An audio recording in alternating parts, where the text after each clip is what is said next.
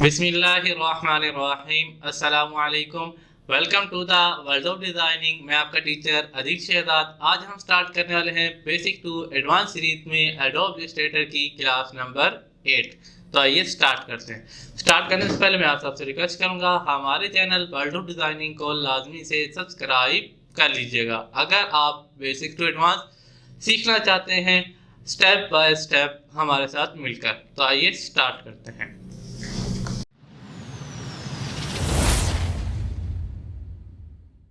अब हम आ चुके हैं अपने लैपटॉप की स्क्रीन पर।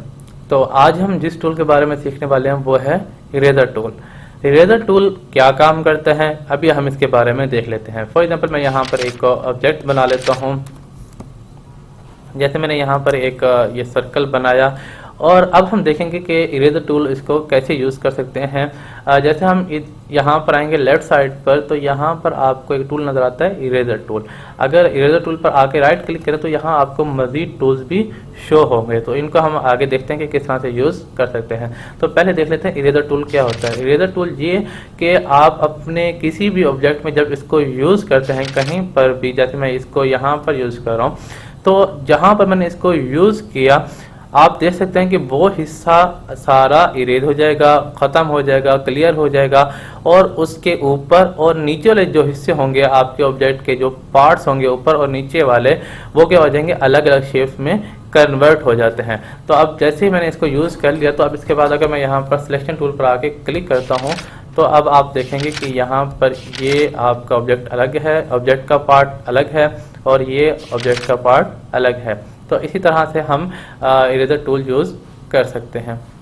फॉर एग्जांपल अगर मैं दोबारा से इरेजर टूल लेता हूँ और यहाँ पर इसको यूज़ करता हूँ तो इस तरह से आप देख सकते हो कि यहाँ पर भी आपको अलग अलग पार्ट शो होंगे। तो फॉर एग्जांपल जैसे मैं सिलेक्शन टूल पर क्लिक करता हूँ और अब मैं देखता हूँ अगर ये सेलेक्ट करूँ तो ये अलग होगा, ये अलग होगा और ये अलग होगा।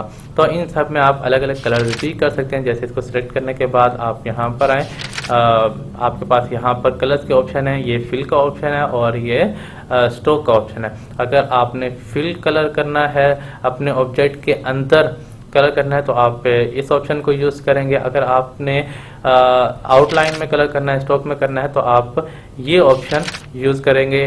फॉर एग्जांपल जैसे आप मुझे फिल में कलर चेंज करना है तो मैं ये फिल का जो इस टाइम जो ऑप्शन है वो बैक पर है, इसको आप क्लिक करके पहले ऊपर की तरफ करेंगे, फ्रंट पर लेकर आएंगे और फिर आपने क्या करना है इसी फिल के ऑप्शन पर डबल क्लिक करते हुए यहाँ से कलर पिक कर लेना है। तो अब यहाँ पर आप देख रहे हो कि यहाँ पर आपको कुछ ऑप्शंस शो होंगे कि फॉर एग्जांपल जैसे आपके पास एक कलर पिकर एरिया है, यहाँ पर आपको दो सर्कल नज़र आ रहे हैं। जो ब्लैक सर्कल है इसके ज़रिए से हम कलर पिक करते हैं और जो वाइट सर्कल है एक कलर को पिक करके हमें यहाँ पर प्रीव्यू शो करवा रहा होता है। और इसी तरह से ये आपके पास कलर स्लाइडर है, आप यहाँ से कोई भी कलर का ग्रुप चूज़ कर सकते हैं इस पॉइंट के ज़रिए से।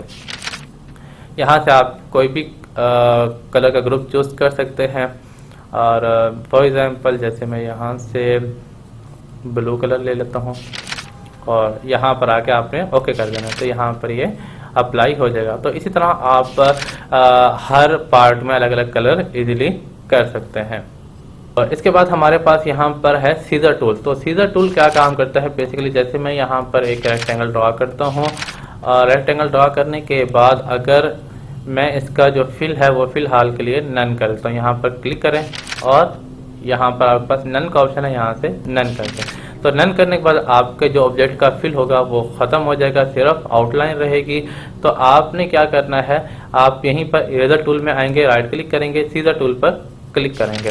तो सीजर टूल पर क्लिक करने के बाद जैसे आप अपने ऑब्जेक्ट की पाथ पर आएंगे, कहीं पर भी जहाँ से आप कोई भी पाथ ख़त्म करना चाहते हो या कहीं से भी आप अपना ऑब्जेक्ट कट करना चाहते हो तो आप यहाँ इसके ज़रिए से सीजर टूल के ज़रिए से कर सकते हैं। लेकिन ये याद रहे कि सीजर टूल भी आपकी सिर्फ पाथ पर ही यूज़ हो रहा होगा।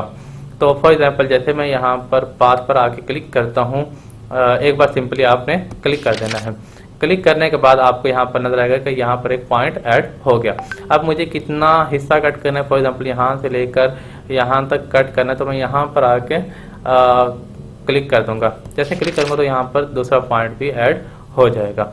तो इसी तरह से जैसे हम सिलेक्शन टूल पर आकर क्लिक करेंगे और अनसेलेक्ट करेंगे दोबारा से, तो यहाँ पर आप दोबारा से आके उसी पार्ट पर क्लिक करें जहाँ पर आपने सीजर टूल यूज़ किया था।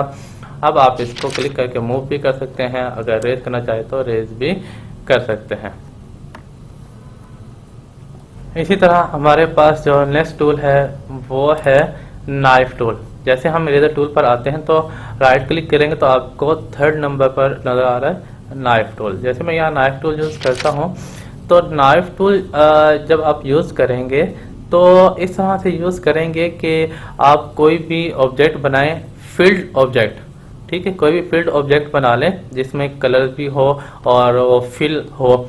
और जैसे फॉर एग्जांपल मैंने यहाँ पर एक रेक्टेंगल बनाया और इसके अंदर कलर फील्ड किया हुआ है। तो अब आप देख रहे हैं कि जो इसका नाइफ टूल का जो सिंबल है वो है बिल्कुल आरी टाइप, जिससे हम लकड़ियाँ वगैरह काटते हैं, तो उस टाइप का आपको नजर आ रहा है। तो नाइफ टूल यूज करने के लिए आपको क्या करना होगा, स्टार्ट पॉइंट से पहले और एंड पॉइंट के बाद तक इसको लेकर जाना है। तो इसी तरह से फॉर एग्जाम्पल जैसे मैं यहाँ से लेता हूँ इस तरह से, तो ये क्या होगा कि अगर मैं दोबारा आके यहाँ पर सिलेक्शन टूल पर क्लिक करता हूँ, सिलेक्शन टूल पर क्लिक करने के बाद अनसेलेक्ट करें और अब आप इसको क्लिक करके देखें तो ये पार्ट्स अलग अलग हो चुके। तो फॉर एग्जांपल अगर ये है कि जैसे मैंने यहाँ से स्टार्ट पॉइंट से पहले यूज़ किया और यहाँ पर स्टार्ट पॉइंट एंड पॉइंट के बाद, एंड पॉइंट के बाद मैंने यहाँ पर यूज़ किया। और इसी तरह से अगर मैं फॉर एग्जांपल ये करूँ कि नाइफ टूल लिया और मैं ऑब्जेक्ट के अंदर ही इसको यूज़ करूँ, कोई क्रॉसिंग पॉइंट ना दूँ, तो इसका कोई फ़ायदा नहीं होगा। तो अब जैसे मैं फॉर एग्जांपल सिलेक्शन टूल पर क्लिक करता हूँ और अनसेलेक्ट के आप बार देखें मैं यहाँ पर क्लिक करता हूँ तो इसका कोई फ़ायदा भी नहीं है, क्योंकि ना इसका कोई स्टार्ट पॉइंट है ना ही इसका कोई एंड पॉइंट है। तो इसमें हमें क्रॉसिंग पॉइंट देना ज़रूरी होता है, स्टार्ट से पहले भी और एंड के बाद भी हमें जो है क्रॉसिंग पॉइंट देना लाजमी होता है। तो इस चीज़ का आप देख लीजिएगा ख्याल से। और उम्मीद है कि छोटे छोटे टूल्स आपको समझ आए होंगे। तो मिलते हैं नेक्स्ट लेक्चर में।